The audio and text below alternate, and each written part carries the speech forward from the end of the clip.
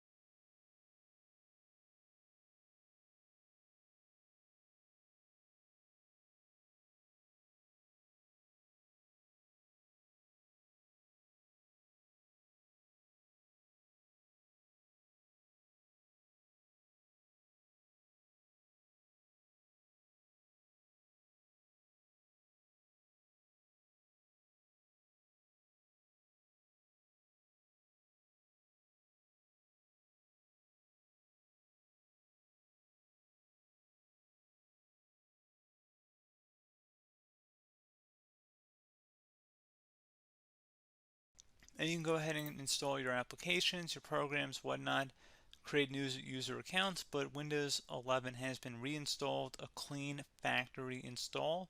So pretty straightforward process.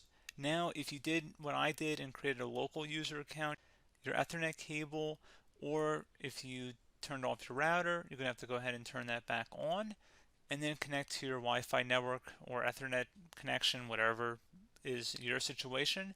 But pretty straightforward process, guys. Do hope I was able to help you out, and I do look forward to catching you all in the next tutorial. Goodbye.